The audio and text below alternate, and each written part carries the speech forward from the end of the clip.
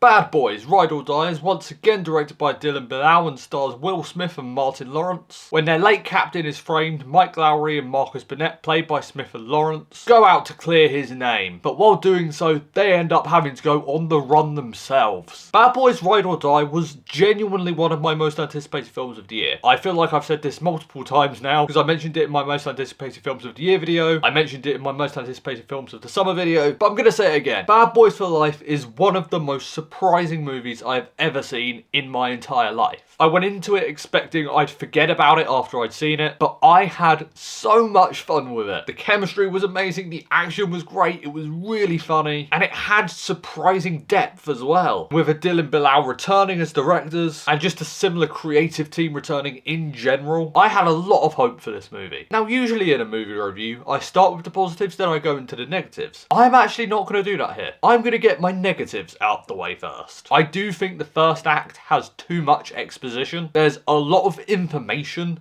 this film is trying to convey and get across, which means there are a lot of times where characters talk at each other that's giving us information we need to know. And that can feel a bit relentless. But once the film gets that exposition out of the way, it does calm down in the second act. One of the big strengths of Bad Boys for Life is that I thought that film had a great villain. In Bad Boys Ride or Die, the villain is very, very generic. He has no motivation. He is literally a MacGuffin. He is just a key piece of the story that gets the characters where they need to be. So I really think that character could have been written a lot better. So yes, there are times where the story isn't the strongest. But with that being said, I went into this movie for three things: the characters, the chemistry between the actors playing those characters, and the action. And I have to say, Bad Boys Ride or Die absolutely delivers on all three of those things. Once again, the chemistry between Will Smith and Martin Lawrence is fantastic. Their back and forth is so entertaining. They are incredibly funny. They have been friends for ages, and the film really makes you feel that there is history there. And I also think the film does a great job with those characters. Now, I do think the character arc of Marcus, played by Martin Lawrence, might be a little divisive, because I can see how someone would say they made that too silly. And while I definitely think the focus of that arc was to make it funny, I do think there's an underlying sadness to it. I'm not going to give away what it is, and I did feel that throughout the movie, so I found there was a balance.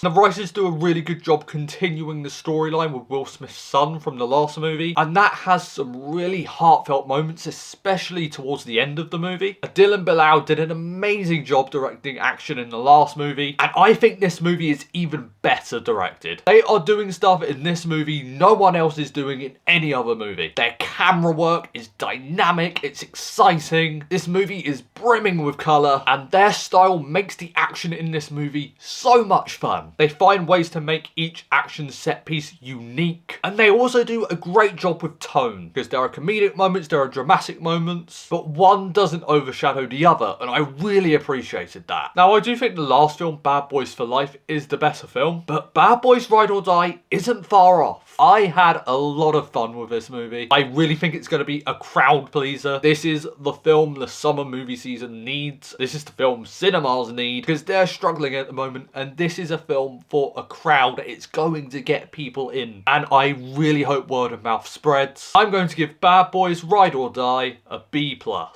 There's a rumour going around that Adil and Bilall, the directors, are potentially making the next Marvel Spider-Man film. If that's the case, count me as intrigued. Guys, thank you so much for watching this video. You guys are awesome. Blu-ray Billy, logging off.